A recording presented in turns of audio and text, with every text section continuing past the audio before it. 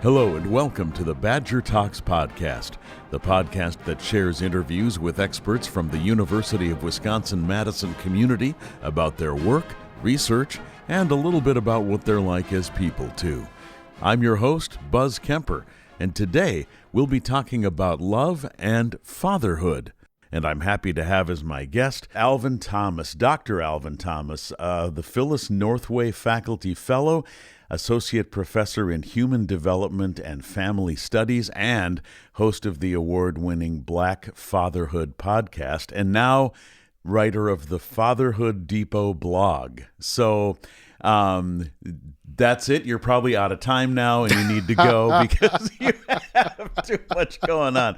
How are you today, Alvin? I am doing well. It is a really beautiful day in Madison. It's sunny. It's not as cold as it was a couple of weeks ago. So this is beautiful. I'm loving it. It is beautiful. And speaking of beautiful, we are celebrating love this month. You know, it's February, the month of Valentine's Day. And I am really interested in this topic. I'm divorced. I have no children myself. I have dated women who have children, and I liken that to being a grandparent because you just get the fun stuff. Right. You get to play games and talk about how their day was at school, but you don't have to worry about discipline. And you don't have to worry about, any of the unpleasant stuff. So there are so many aspects of this, and I just want to see where this goes, but we have changes in how fatherhood has worked over time. The traditional leave it to beaver kind of white picket fence, father goes off and is the breadwinner and the mother stays home. That has all changed. And then we have differences in parenting because of race and because of where you are geographically. Right. And it's so big an area, it's hard to even know where to start. So I want to start with what got you interested in studying and helping people with the challenges of parenting, and particularly in the African American community. That is a very long story. I'll try to give you as brief a Cliff Notes version as possible. Okay. So I'm originally from the Caribbean, from St. Lucia, very tiny island, 287 square miles of tropical beauty. And I was a teacher at the middle school, high school, elementary school level for about 9 years. And the experiences that I had teaching with my students propelled me and propelled kind of my interest in understanding child outcomes, understanding adolescent outcomes, especially educational and well-being outcomes, and the potential challenges to positive outcomes for those kids and youth. So often that meant trying to look at family, parenting, neighborhood characteristics, because those were the things that I was seeing in my interaction with my students, that students who had supportive parents who were psychologically minded, parents who were inquisitive, those are the kids who did a little bit better. Kids who were living in poorer neighborhoods, who had significant disadvantage, had fewer opportunities to explore the world, to be inquisitive, to find out the thing that was really exciting for them. And so I thought, somebody needs to study this. All of my peers were, of course, teaching. I was a teacher, and nobody had was really looking at this. And I thought, somebody needs to look at this, not just for the kids that I'm teaching now, but for the kids that I will never teach. And I thought, let's go to Morehouse and study psychology. And once I got there, I was like, this seems to be suggesting that I'm interested in clinical psychology. So understanding the things that are not working and how we can make those work and how to deal with some of these mental health challenges. And while I was at University of Michigan, I met my faculty advisor, Cleopatra Caldwell, who pretty much just changed my world. And she was studying fatherhood in Flint, Michigan. She was doing this program called Fathers and Sons. So reintegrating non-resident Black fathers. And by non-resident, I mean fathers who don't live in the home of their children. Okay. Reintegrating them in the children's lives and seeing what expecting certain positive outcomes. And the fatherhood piece just clicked there for me. So the youth violence, social media, all of these other things, plus the fatherhood overlay. And then from then on, it was just trying to understand how fathers are involved, the fathers who are involved, how can we further support them? How can we support the fathers who want to be involved but are coming up against systemic barriers and systematic barriers? How can we provide support for them and make it not just good for a good experience for them, but ultimately I think the final analysis is not just good for the parents, but how do we make it so that the next generation of fathers, the next generation of children have better chances at mobility and positive outcomes. And what are the challenges of more involved, more immersive fatherhood, and how do they change from one race to another? So the challenges are significant. They're also can kind of fall into multiple categories. You have challenges that are just based on the father. So the father has some things that need to be worked out, whether it be his own parenting experiences and how that influences how he engages with his child and his former partner. The interaction between the co-parenting relationship, so the interaction between the mother of the child and the father, and how that might bleed into the interaction with the child or the connection with the child.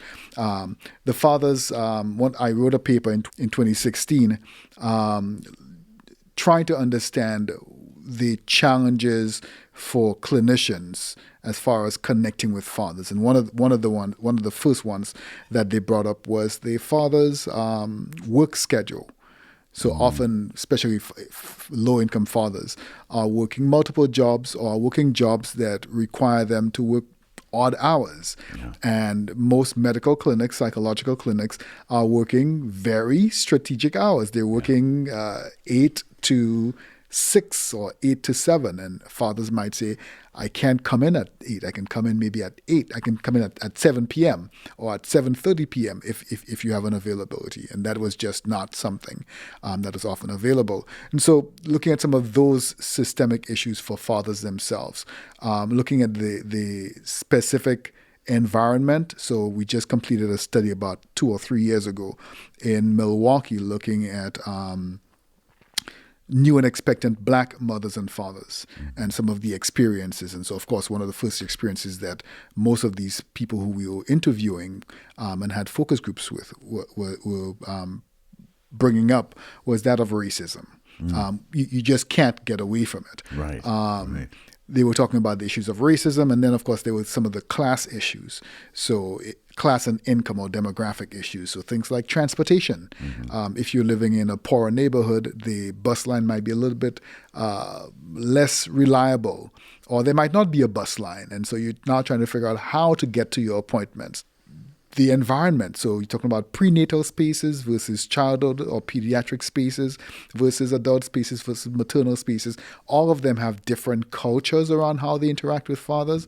And then, of course, you overlay on top of that things like race and gender and demographics.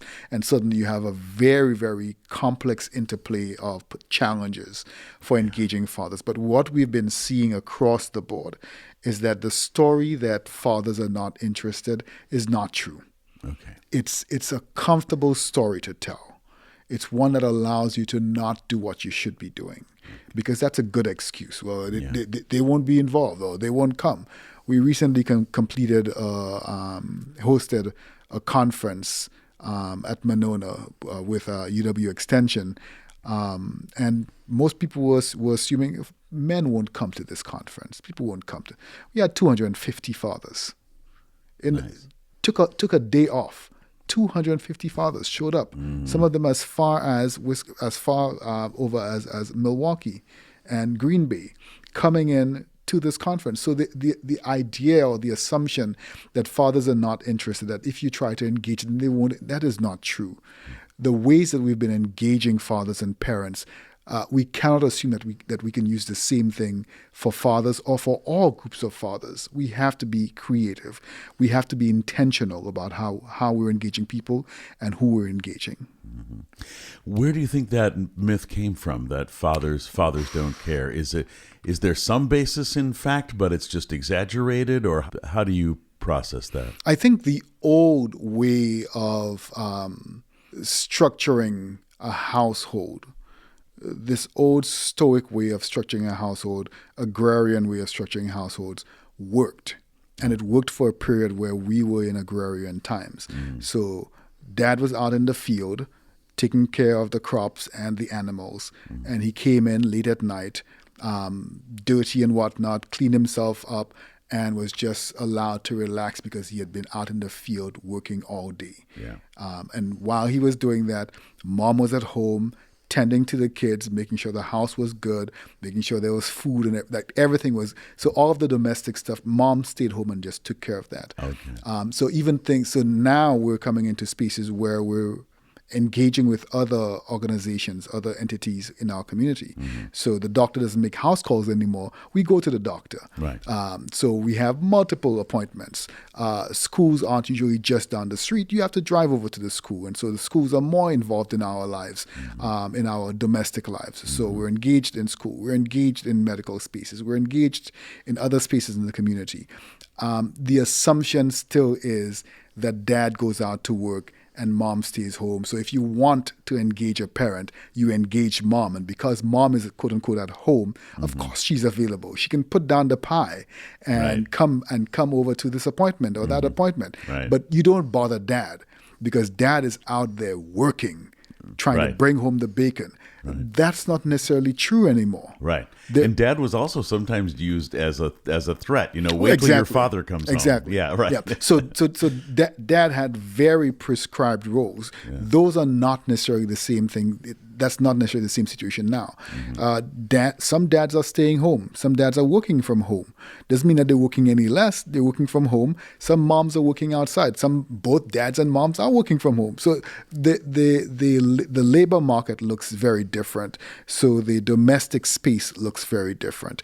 But the way we think about it, even though we know that the domestic space looks different, somewhere in the back of our minds, we still have a yearning for that old way of doing things, the beautiful days of yore, right? As opposed to letting go of the beautiful days of yore and embracing what is current and what is working and what needs to happen to work. The dads are no longer relegating childcare to moms. That dads are involved and can be involved in feeding, in changing, in bathing, in floor time, in attending appointments. All the things that moms are doing, dads can do.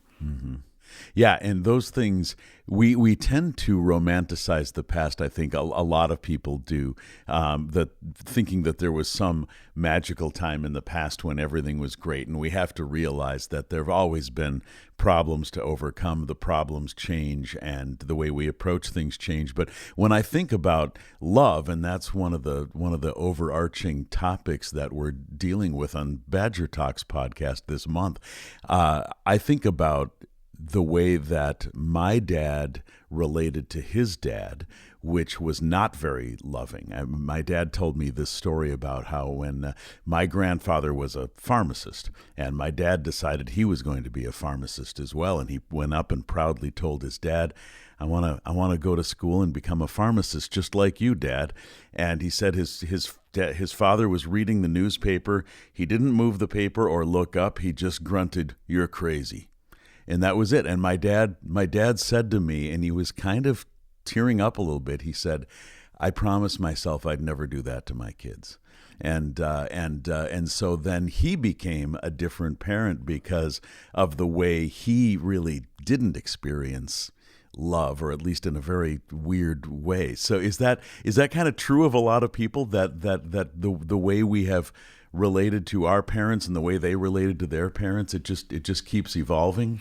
I think it can, but it also cannot. It can if you are aware. Yeah. If you're aware that is where that is coming from, then you can step in and do things to change it. Okay. If you're not aware and you assume that is just normal, that's what parents do, then you go ahead and do it. So a key example is every so often when I used to see parents in therapy, specifically far older generation of parents would say, the kid just needs this. Mm-hmm. And then I would go in and explore and like, well, so let's talk about your childhood. Yeah. Oh yeah, I had a normal childhood, like everybody else. I mean, every so often my dad would get drunk and he'd hit us, but I mean, that's just what happened. Yeah. That tells me that you have internalized and normalized abuse and trauma. And you, because of that, you assume that that is what your child needs as well. Okay, and this is where clinical psychology comes in. Exactly. Right. Okay. Wow. So a person, so for example, your dad was able to look back and say, I went through this experience with my dad. We may have never talked about it, but I remember how it made me feel in the moment. Yeah. I remember what it did to me. Yeah. And I made a promise to myself and the future generation of my kids that I would do everything I could, not just to not do that specific thing, but to make sure that my children did not have that kind of experience with me, which also meant that I was also, once he thought about that, I am absolutely sure he thought about other things. What other things did my dad do that I want to make sure I don't do? Mm-hmm. I watch my brother and I think of things, I watch my brother parent his now 19 and 17-year-olds. And the way he parents is very different from the way my dad parented. Mm-hmm. When my dad got home, we all got quiet. Right. We didn't talk because dad was home. You kept quiet to make sure that he had time to rest. It was just strict and restrictive. And I watch my brother interact with his children, and there's lots of back and forth communication. Yeah. There's lots of children giving their opinions. Will the opinions ultimately make the decision? Not necessarily, but they're allowed to have a voice and to be able to feel the power of that voice and kind of state what they want to state. Yeah. Very, very different. And that also was very intentional. Yeah, that generational thing of when dad comes home, it's that old saying that children are to be seen and not heard, right? Yep. That's just so fascinating, and it's the way that people parent. It just affects the world for decades, generations to come, because we learn these things and we can either get into bad patterns or good patterns. So all that to say, thank you for what you do. I mean, you're making the world a better place. Thank you very much. Yeah, that is terrific. Now let's get into the racial side of it. If you and I were both raising kids, we would have a lot of the same challenges, but we would have some different ones as well. I would not have to teach my sons the way how to deal with police the way you might have to. So let's get into that a little bit. How do you identify and how do you deal with some of these challenges that are specific to Black fathers? And maybe it's different with sons as with daughters. I would imagine it would be in some way. Yes, no, it is very different for sons and daughters. Some of the research that we've conducted suggests that fathers, so there are different types of what is called in the literature racial socialization. Okay. So racial socialization messages are the very specific race-based messages that Black parents, in this case, Black racial socialization, that Black parents convey to their children as early as possible. And these messages are conveyed with the specific intent to protect. So it's similar to any parent who says to a child, when you're going to the park, look both ways before you cross the street. Right. Walk on the right side of the street. Make sure you're there with somebody else. Right. Give me a call when you leave, and give me a call when you get there. So all of those are messages that we're giving our kids. Yeah. Don't take candy from strangers. Right. Don't get in a car with a stranger. Yeah. So those are messages meant to deliberately protect children from perceived and potential dangers in the environment, because we can't keep children from the environment. Right. They are going to be in the environment, but you have to give them the tools for navigating the environment. And so racial socialization messages are the attempts that Black parents and parents of children from racial minority groups give to their children as a way of protecting them from potential risk. Racial discrimination is a potential risk. Racial violence is a potential risk. Boys get a lot of messages about barriers, that there are people in your environment who don't like you just for the fact that you look different, that your skin color is darker, there's people in your environment that may not think of you as being positive or worthwhile. So giving them an understanding that it may look beautiful, and yes, there is beauty in the world, but don't assume that everything is as it looks. You have to, and it's teaching some really, really difficult lessons of you have to be very careful at a very early age. So almost you have to be hyper vigilant, always looking for danger on the corner. And for girls get a lot more pride messages that, I mean, they both get racial, all the messages, but there's a higher propensity of certain types of messages based on gender. So Black parents are giving more of these messages. Black parents are engaging in activities that we would usually see as hypervigilance or hyper intensity around children, but end up being extremely necessary because often there is the hidden danger, or sometimes the danger just pops up. You might be in what would seem like a perfectly normal setting. We've seen it in a number of different areas where we saw it at people were at church and were gunned down in church for no other reason than they were Black. And so you have to give those messages to prepare kids. So beyond just the obvious messages that all parents give, there are specific messages to race. In fact, in the most recent episode of the Black Fathers Pulse, I was asking the guest, Shannon Reed from Milwaukee.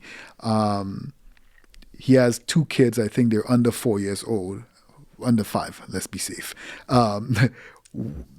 Whether or not he includes them when he does community activities, when he does activist kind of activities like engaging with community and whatnot.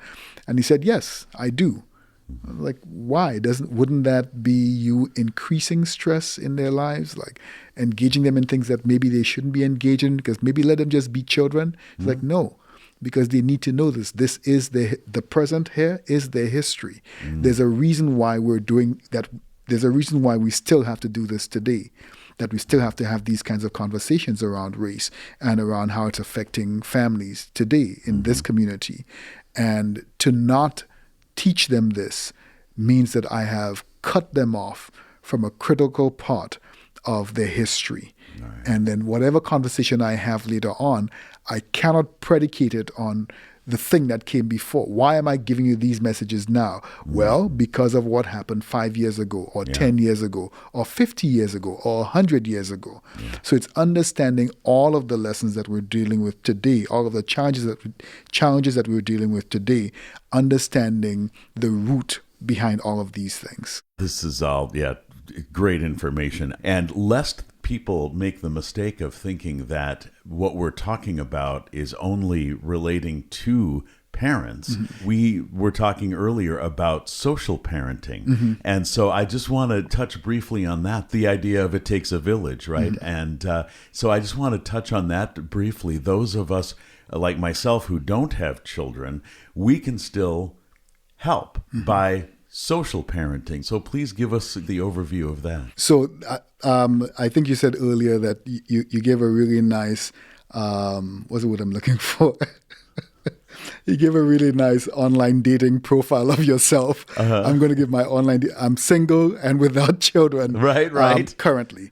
And it's understanding that a child does best with 2 functional positive parents in their lives, because they get all of the wonderful experiences, all of the support, parents don't feel overburdened to provide all of that to a child. And you can kind of pull back a little bit while the other parent kind of leans in. Right. So there's lots of really good relaying that's happening during the parenting interaction. But the reason community is important is because you have the opportunity for subsidized parenting. So the grandparents can do some of that. The uncles can do some of that. And then you have other individuals who can be social parents, in this case, social fathers. So the uncle can be a social father. Yeah. So he's not a biological father in this case with this child, but the child understands that this is a person who is interested in my development. This is a person who is invested in how I'm maturing and what I'm doing with my life. Coaches, mentors, all of those individuals play critical roles. I was just teaching a class earlier today, and we were talking about ACEs, adverse childhood experiences, and talking about how even in a case where a child is experiencing or has experienced an adverse or multiple or one adverse childhood experience, and let me just stop here quickly to see, adverse childhood experiences are those extremely negative events that might happen in a child's life that has the potential of derailing developmental trajectory and really having a negative impact on psychological, both the biological development of the brain for younger children, but also the psychological, emotional, social development can impair that for the development of a child. So ACEs include things like divorce, death of a parent, separation, abuse, whether that be physical, psychological, sexual abuse, death of a sibling, some other, an accident, any significant negative event can be an adverse childhood experience. Neglect is another one. Right. A parent with a substance use issue, whether that be alcohol or not. All of those would be adverse childhood experiences. Kids who have these experiences grow up to have significant challenges, whether that be behavioral problems, they might end up with substance abuse problems, emotional problems, relational problems. What we have found, however, what the researchers found, is that even the input of one positive, consistent adult in that child's life can have a compensatory effect, can reduce the negative effect of those ACEs. So imagine what that looks like for a child who has lost a parent, who has lost a father, and you have an uncle step in. Right. I know, I'm thinking of this person right here, a friend of mine in my mind now, whose father went through that experience where the dad died, but the uncle stepped in, and the uncle became like a grandfather to his children. And so, yes, there's the miss, there's the loss, but that positive impact buoyed the family in times of a very difficult period of time for them. Thinking of coaches, mentors, all these individuals. You have a parent who is incarcerated, and you have these other individuals who are coming around and providing support for these children, providing support for these families. That, to me, is a piece that we often miss when we talk about the fathering experience. We're talking often, or we limit it only to the biological fathers, while there are other individuals, trusted individuals, family trusts them, are able to provide that kind of support for families and for kids. Yeah. It's part of a functioning social network. Is all of us feeling some responsibility for our neighbors and our friends and even people we don't know. Just step in where you can. This has been really informative. Thank you so much. I want to just ask you one more question, which is, when you're not dealing with these big, huge issues, do you have hobbies? Do you have sports that you do? What does your downtime look like? So the two things that I do, which are sadly connect, I do a number of things, but the two things that I do that are sadly connected to this is the blog, the Fatherhood Depot blog. So I write a lot for that and connect with other colleagues who write fatherhood articles based on that for that blog, and of course editing and whatnot for the podcast, the Black Fathers Pulse. But beyond that, I remember sometime during the pandemic, I learned how to make sourdough bread. Oh wow! And yes, and good. I'm a grandfather because my sourdough, the original sourdough that I made in 2020, has found its way all the way, I think, to Oregon. Wow. Where people have shared batches of the sourdough with friends, and it's now all the way in Oregon. So my sourdough still sits in my freezer now. I haven't brought it out for a while. So I do that. Okay. I also learned how to make kombucha. Wow. So I stay at home and make lots of kombucha and drink lots of kombucha, all kinds of wonderful flavors. Nice. But the thing I think that feeds me both emotionally and physically is an exercise group that I do every morning at 4 a.m. Okay. I wake up at 4 a.m. and get to the gym for about 4:45, Wow. and we work up until about 7 p.m. Okay. So from 5 until 7. A group of guys, all black men. No, they're not all black men now. We have a few non-black men as well. We have a couple of white men in there as well. But all, I think, fathers, they're all fathers except, nope, 2 of us are not fathers. Okay. But from all different walks of life. Yeah. And we're showing up, I like to say, under the guise of exercising. Nice. And they're doing the hard work of exercising. They're forcing me to do all the hard work of exercising, the lifting and whatnot. Right. But the thing I think we all appreciate about this small group of men is the emotional support. Yeah. That you could come in and talk about almost anything, right, and find a listening ear and know that you're not judged for it. You can come in and talk about the things that you are excited about as well as the things that you're not so excited about. Nice. And you will find a listening ear and you will find support. There are very few spaces like that for men, and even fewer spaces like that for black men. Yeah, that sounds very valuable. Yeah, very valuable. Worth getting up for. Although I think, given my line of work, I've probably been getting to bed at 4 a.m. more frequently than I've been getting up at 4 a.m. I mean, it's not that common anymore, but back in my younger days when I was doing late sound gigs. But yeah, that's terrific.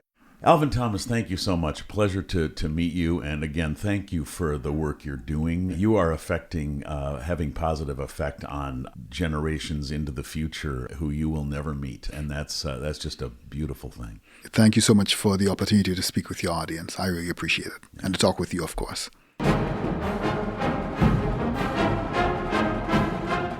You've been listening to the Badger Talks podcast.